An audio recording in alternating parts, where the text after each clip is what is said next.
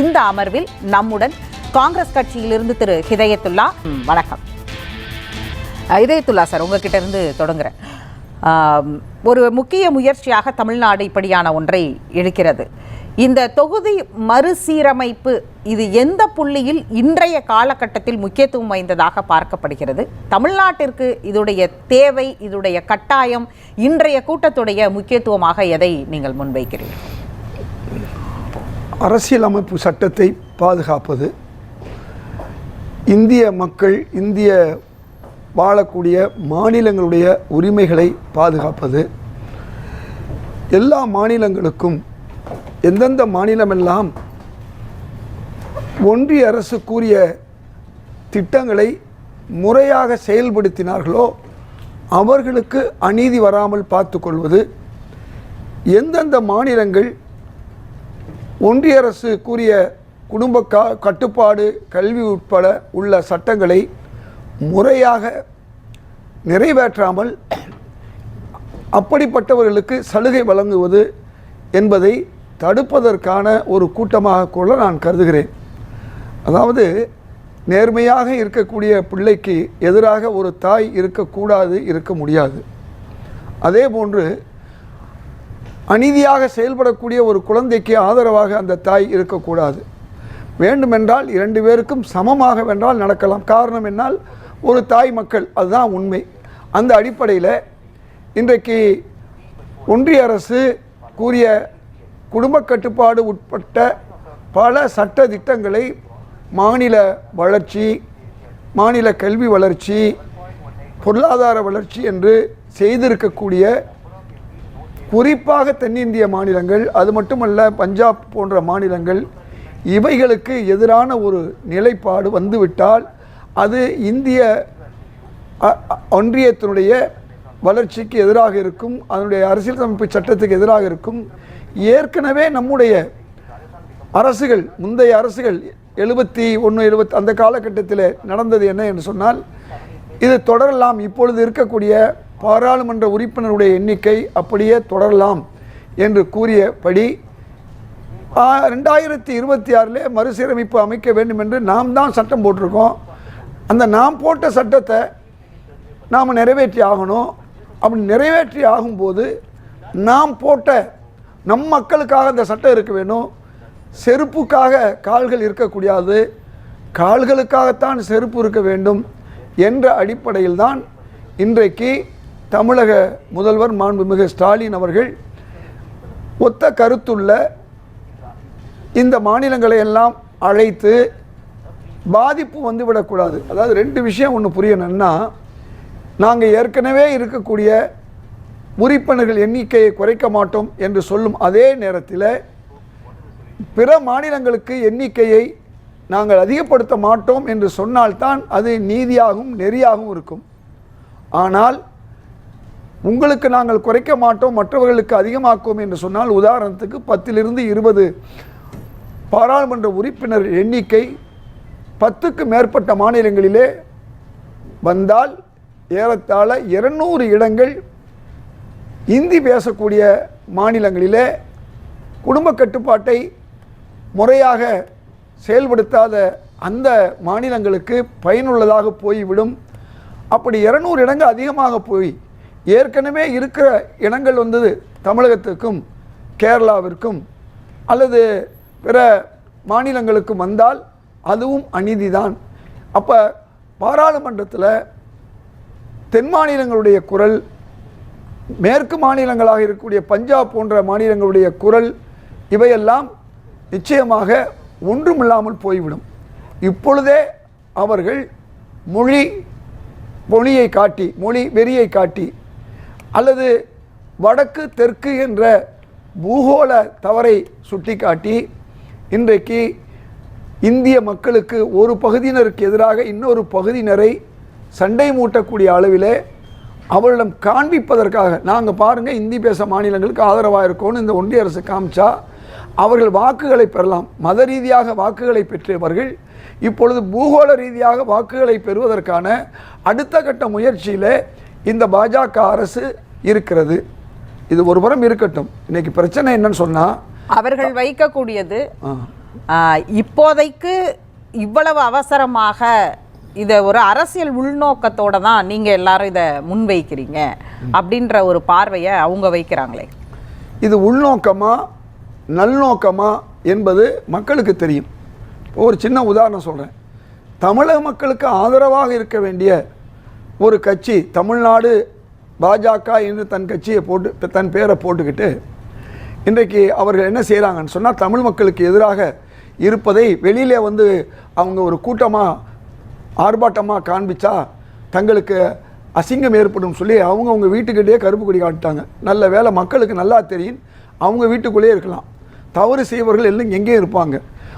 தன்னுடைய குடும்பத்திற்கோ தன் மாநிலத்துக்கோ தவறு செய்பவர்கள் அவர்கள் என்ன செய்கிறாங்கன்னு சொன்னால் தனக்குத்தானே, அதாவது இந்த சவுக்கடி அடிப்பாங்கள்ல, உங்களுக்கு சவுக்கடினாவே உங்களுக்கு ஞாபகம் வரும்.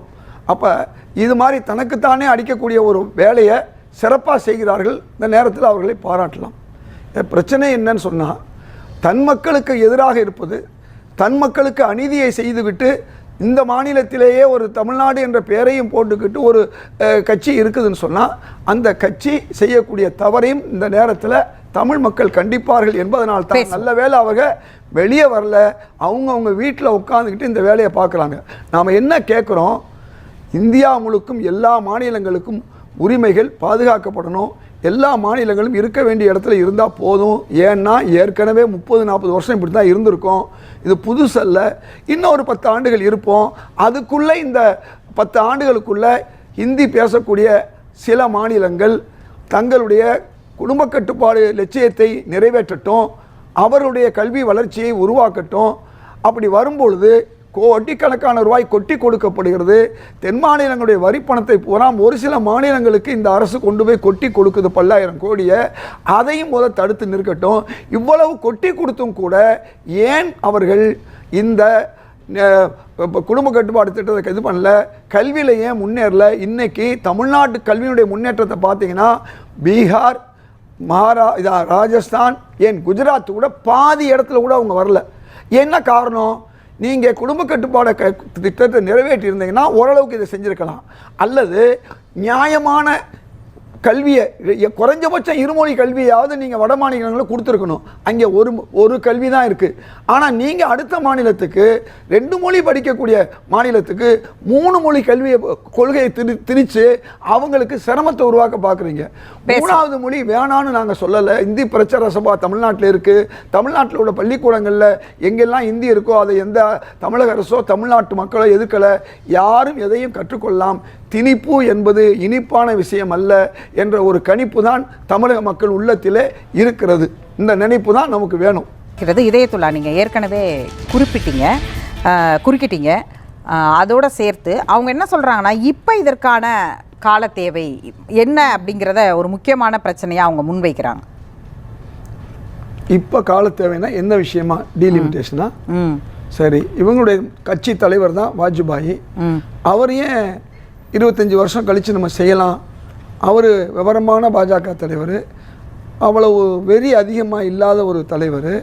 அவர் செஞ்சார். அதுக்கு முன்பு காங்கிரஸ் தலைவர் இந்திரா காந்தி அவர்கள் நாம் இன்னும் அதுக்கான சூழ்நிலை வரல, இன்னும் ஒரு 25 வருஷம் பொறுமையாக இருக்கலாம்னு ஏன் இந்திரா காந்தி சொன்னாங்க. அப்போ இன்றைக்கு இந்திரா காந்தி போன்ற தேச நலன் பாதுகாக்கக்கூடிய தலைவர்கள், வாஜ்பாய் போன்ற ஓரளவுக்கு தேசத்தின் மீது அக்கறை உள்ள தலைவர்கள் போன்று இன்றைக்கி இல்லை என்பது நமக்கு நல்லா தெரியும். பிற மாநிலங்களையும் தென் மாநிலங்களையும் அதாவது எதிர்ப்பாக அவர்களுக்கு எதிராக இருக்கக்கூடிய, இந்தி மொழிக்கு ஆதரவாக பிற மொழிகளுக்கு எதிராக இருக்கக்கூடிய, இன்னும் சொல்லப்போனால் மத ரீதியாக வித்தியாசம் பார்க்கக்கூடிய ஒரு அரசு இன்றைக்கி இருக்குங்கிறது உலகத்துக்கே தெரியும். அவர் கூட சொன்னார், ஒரு விஷயத்தை சொன்னார், இங்கே தமிழ்நாட்டில் தங்கத்தோடு பெண்கள் நடந்து போக முடியலேண்டு. ஆனால் வட மாநிலங்களில் தங்கம் இல்லாமையே ஒரு பெண் போக முடியாத ஒரு சூழ்நிலை தான் நடந்திருக்கு. ஒன்றுமில்ல, சமீபத்தில் உள்துறை அமைச்சர், இந்த டீலிமிட்டேஷனுக்காக காரணமான துணை உள்துறை அமைச்சர் உங்களுக்கு தெரியும், ராய், அவர் என்ன சொல்கிறாரு பார்லிமெண்ட் சொல்கிறதுக்கு நடக்கிறதுக்கும் பாருங்கள்.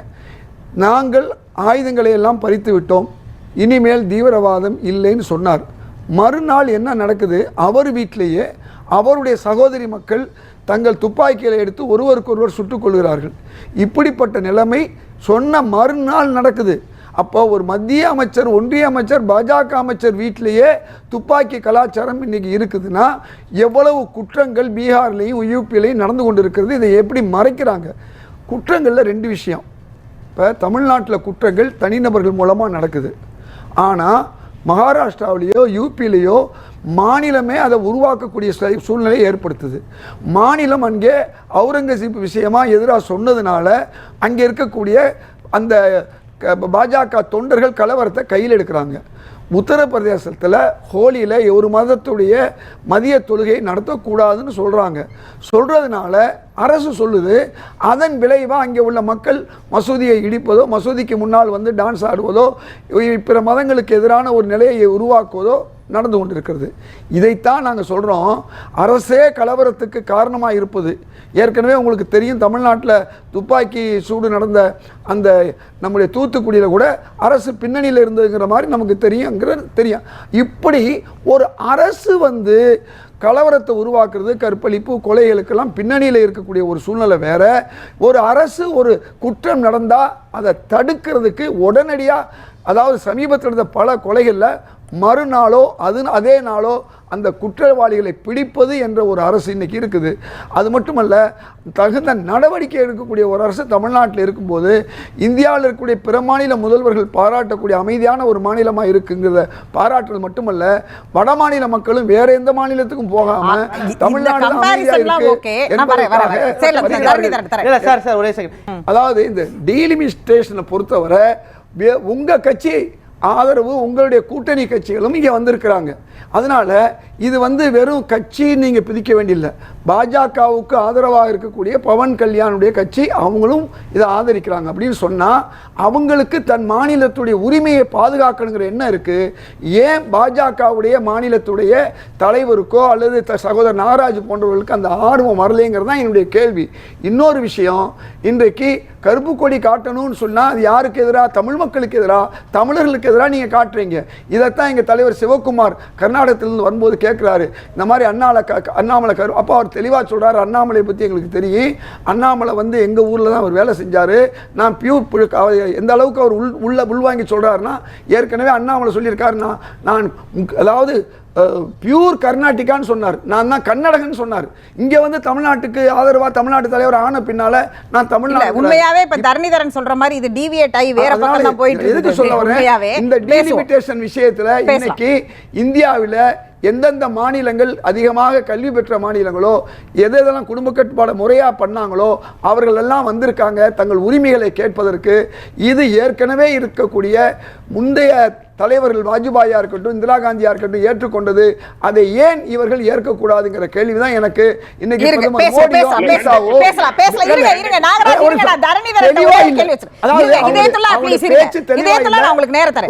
பாராளுமன்றத்தில் இதை பத்தி பேசி இருந்தா இன்னைக்கு இவ்வளவு பெரிய பிரச்சனை வர வேண்டியதில்லை. ஏன் பாராளுமன்றத்தில் மக்களை, பாராளுமன்ற உறுப்பினர்களை பேச அனுமதிக்க? நேற்றைக்கு சென்னை உயர்நீதிமன்றம் மாநில அளவில் இதை எடுக்க முடியாது, மத்திய அரசு தான் எடுக்க வேண்டும் அப்படின்ற ஒரு கோரிக்கையையும் வைத்திருக்கிறது. இப்போ நீங்க வந்து பீகார்ல நிதிஷ்குமார் எடுத்த மாதிரி ஒரு பொலிட்டிக்கல், அதாவது நீங்க எடுத்திருக்கிறது பாப்புலேஷன் சர்வே, அந்த பாப்புலேஷன் சர்வேங்கிறது ஒரு பொலிட்டிக்கல் மைலேஜுக்காக நீங்க பண்ணியிருக்கிறீங்களா அப்படின்னு ஒரு கேள்வி இருக்குல்ல. எளிமையான விஷயம், நம்முடைய பாஜக மாநில தலைவருக்கு ஏன் தெரியலேன்னு எனக்கு தெரியல. சென்செக்ஸ் என்பது வேறு, சர்வே என்பது வேறு. ஒரு எந்த மாநிலமும் சர்வே தான் எடுக்கலாம், சென்செக்ஸ் எடுக்க முடியாது. அது ஒன்றிய அரசு மட்டும்தான் எடுக்கணும். அவர் மல்லாக்கப்படுத்திக்கிட்டு காரி உமிழ்ந்து கொண்டிருக்கிறார் தன்னை பார்த்து. இன்னைக்கு பிரதமர் மோடியோ அமித்ஷாவோ அவர்கள் 2021 எடுக்க வேண்டியதே எடுக்கலை. 10 வருஷமாக ஆட்சியில் இருந்தும் கூட அவங்க எடுக்கலை. இதற்கு என்ன கேள்வி என்ற கேள்வினா, இந்த அடிப்படை விவரம் ஆக சர்வே எடுத்தால் அந்த சர்வே அந்த மாநிலத்தில் தகவலைத்தான் பெற முடியுமே ஒழிய அதை வைத்துக்கொண்டு நாளைக்கு ஏதாவது ஒரு காரியங்களை செய்ய முடியாது. ஆனால் ஒன்றிய அரசு தான் சென்செக்ஸ் என்று சொல்லக்கூடிய அந்த கணக்கெடுப்பு, மக்கள் தொகை கணக்கெடுப்பு, சாதிவாரி கணக்கெடுப்பு தனியாக எடுக்க முடியும். ஆக தெலுங்கானா எடுத்தது சர்வே. பீகார் காங்கிரஸ் உடைய கூட்டணியில் இருக்கும்போது அன்றைய நிதிஷ்குமார், இன்றைய பாஜக நிதிஷ்குமார் அல்ல, அவர் எடுத்ததும் சர்வே. அதே மாதிரி இந்த சர்வேயை வேணா எந்த மாநிலம் எடுக்கலாம். ஆனால் எடுக்க வேண்டிய ஒன்றிய அரசு, மோடி அரசு ஏன் சென்செக்ஸ் எடுக்கவில்லை என்று இன்றைய தமிழக தலைவர் பாஜக தலைவர் இன்றைக்கு ஒரு கருப்பு கொடி ஆர்ப்பாட்டத்தை மோடி அவர்களுக்கு எதிராகவோ அமித்ஷா அவர்களுக்கு எதிராகவோ செய்வாரா? ஆக இதை விட்டுட்டு செய்வீங்களா? உங்க கட்சியில ராகுல் வரும்பொழுது செய்வீங்களா? என்ன நான் செய்யறோம் சொல்லியிருக்காரு. நான் என்ன கேட்கிறேன், ரொம்ப சிம்பிள். இந்த அடிப்படை விவரம் உங்களுக்கு ஏன் தெரியல? எங்களை பொறுத்தவரை எங்கள் தலைவர் எல்லாமே சொல்லியிருக்காரு.